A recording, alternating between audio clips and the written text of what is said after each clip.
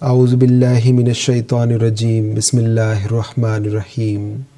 ناظرین کرام، السلام علیکم ورحمۃ اللہ وبرکاتہ۔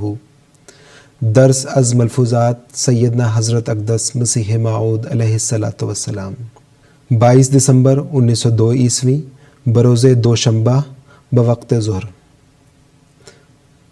حقیقی تعاون کے متعلق آپ علیہ السلام نے فرمایا کہ بعض طب کی کتابوں میں لکھا ہے کہ جب تک سرسام نہ ہو، غشی نہ ہو، تو صرف گلٹی کے ساتھ جو بخار ہوتا ہے اس سے جو مر جاوے تو اصل میں اس کا نام اصل میں طاعون نہیں ہے، بلکہ خاص طاعون کے دنوں میں یہ ایک مرض تشابہ بالطاعون ہوا کرتی ہے۔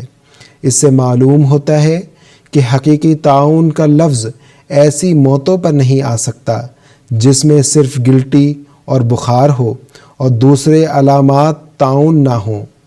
ایک الہام۔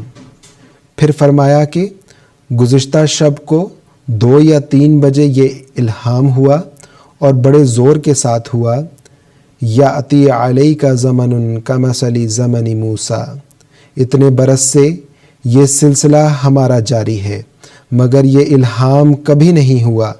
اس سے معلوم ہوتا ہے کہ آسمان پر تیاری ہوئی ہے۔ مسیح بمعنی سیاح۔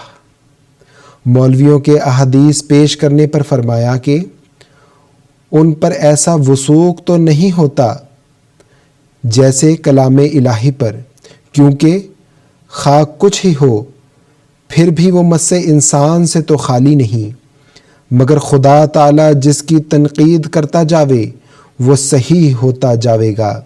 اگر احادیث میں نزول مسیح کا ذکر تھا تو دیکھیے قرآن شریف میں وقفینا من بعدہ بالرسل سورۃ البقرہ آیت نمبر 88 موجود ہے، جو کہ اصل حقیقت کو واضح کر رہا ہے۔ مولویوں نے اس بات کو نہیں سمجھا اور طرف دوڑتے رہے۔ مسیح کے معنی بہت سیر کرنے والا ہے۔ اب ان سے کوئی پوچھے کہ جب وہ آسمان پر ہے تو اس نے سیر کہاں کی ہوگی، اور لفظ مسیح کے معنی اس پر کیسے صادق آویں گے؟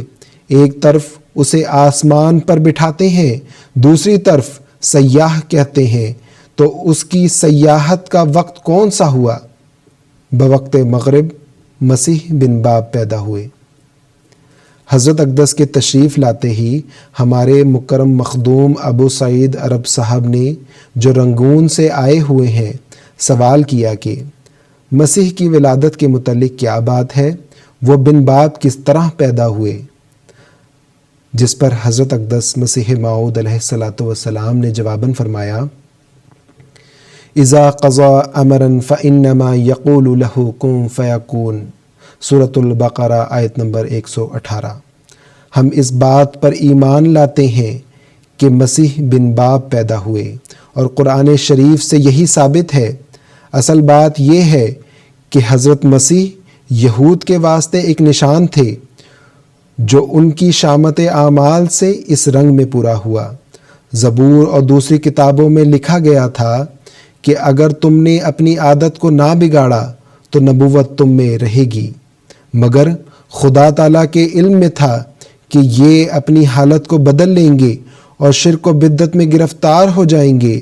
جب انہوں نے اپنی حالت کو بگاڑا تو پھر اللہ تعالیٰ نے اپنے وعدہ کے موافق یہ تنبیہی نشان ان کو دیا اور مسیح کو بن باب پیدا کیا۔